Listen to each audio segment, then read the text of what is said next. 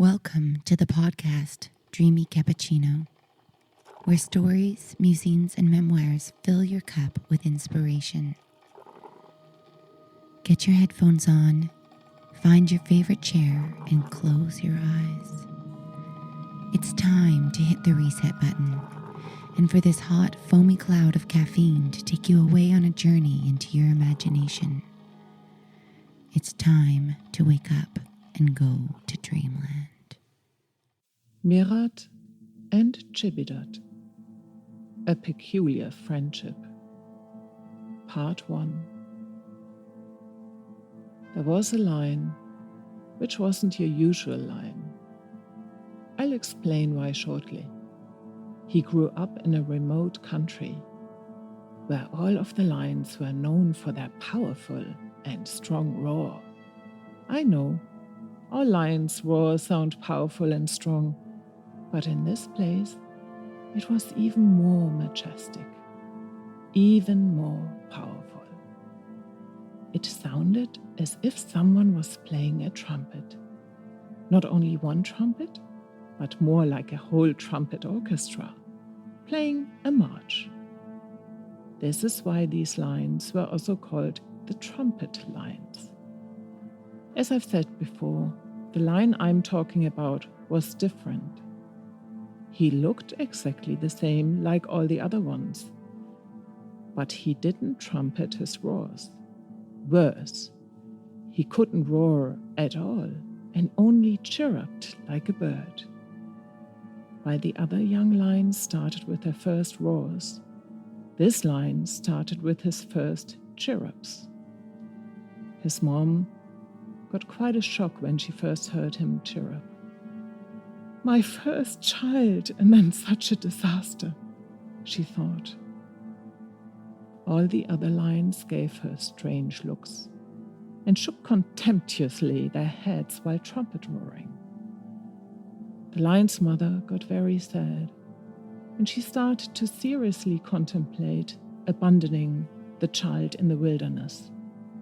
Most of the clan members said she had to kill the child if she wanted to stay with them. Her child would damage the unique reputation of the trumpet lions, and it might well scare off the devil himself. For sure, it wasn't right that a lion, yes, a trumpet lion, was chirruping.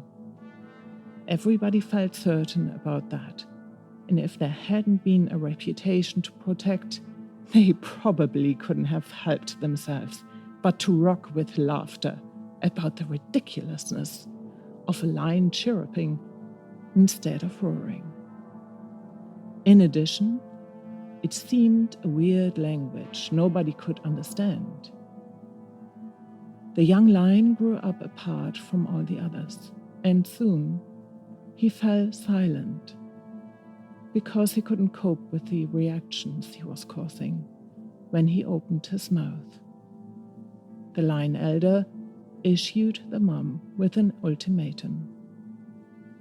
Either you kill the little one, you allow us to kill him, or you leave the clan. They gave her 3 weeks' time for consideration. Her boy, Mirat, was her only child. And even though she was so ashamed of him chirruping instead of roaring, she still loved him very much, like only a mom can love her child. During the nights, she wept bitter tears. How would she and her little one survive without the clan? What chance of survival did he have when he, being a lion, was chirruping instead of roaring?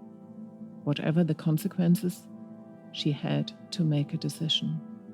Her mind told her, kill him. You won't survive without the clan. You can have more children. You're still young, and there are enough admirers out there. Soon you will have forgotten Mirat. It's the best for everyone involved. With this blemish, he sooner or later will have to die. Her heart, on the other hand, spoke a different language, the language of love. which doesn't adhere to the laws of logic, better or worse, winning and losing. Nothing of that. There was simply just love for her child Mirat. Her heart knew she couldn't let Mirat die. It was a battle between her mind and heart. Finally, and luckily, her heart prevailed. She gathered all her pride and courage and went over to the elders. She explained that she would leave the clan together with Mirat immediately. The elders were thunderstruck, so to speak. Nobody had anticipated that she would be so stubborn and stupid at the same time. What about the unspoken law of the survival of the fittest? And what about the community? Didn't it have to come first, no matter what? Full of wrath and contempt, they spat in front of her feet. And this is how Mirat and his mom left the clan for good.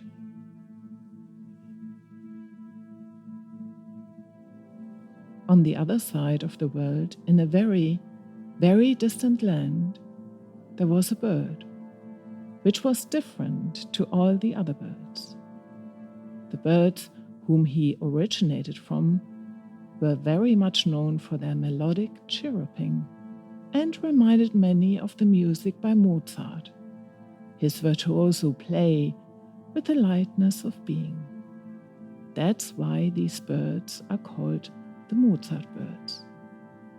They looked the same like all the other birds, rather usual. They had a simple, plain coat. But when they opened their spout, everybody listening fell immediately under their spell. And even though all birds chirrup beautifully, these particular birds chirruped even more beautifully. Of course, they were very, very proud of being not just any bird, but Mozart birds. The specific bird I'm talking about didn't chirrup like all the others. No, he roared like a lion, imagine. To be exact, like a trumpet lion, which the others didn't know. For them, it just sounded like a lion, full stop. Each time the bird opened his spout and roared, the others winced and couldn't help themselves but imagine a lion in the tree sitting amongst them, opening his big mouth to have them for dinner. Even when this bird was still tiny, he already knew how to roar just a bit less forceful. He was the only one amongst his siblings who roared. All the others chirruped beautifully like Mozart birds are supposed to. The parents loved all their children the same, even though they didn't quite understand why their little one sounded so different. But they always looked at the bright side of things. If their little one could roar like a lion, then he could discourage all sorts of animals being potential danger for them, and they would be safe and left in peace. Lions are at the top of the animal realm, and everybody regards and respects them. The bird Tschibidad very soon had a special status of being a protector among the birds, and he immensely enjoyed to play practical jokes with those who didn't know him yet. He would fly to a cow, for example, settle down on top of her while she was scuffing the grass, unsuspecting, and when the moment was right, Tschibidad would roar like a trumpet lion, so that the cow would nearly have a heart attack before storming away as fast as possible. Tschibidad knew he was different, and he loved to play with others' expectations of what they thought he should be, and then to out himself with a trumpet roar. When he was old enough to leave the nest, Tschibidad started to travel. He liked to confront himself with people's different reactions when they didn't know who he was. Tschibidad still loved playing practical jokes. You can imagine how astonished Tschibidad must have been when one day he heard about Mirat. To be continued.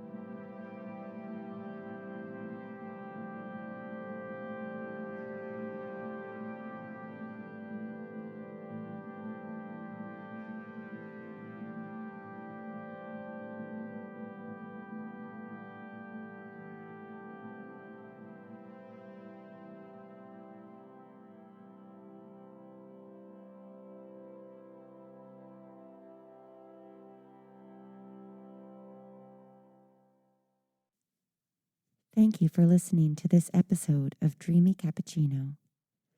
All stories are written and narrated by Anya Kirsten, with music composed by Chelsea Edwardson. To learn more about their work and creative opportunities, check out the info on the podcast channel and be sure to subscribe. Lastly, don't hesitate if you have a moment to drop a line and share your experience. See you soon when it's time for another Dreamy Cappuccino.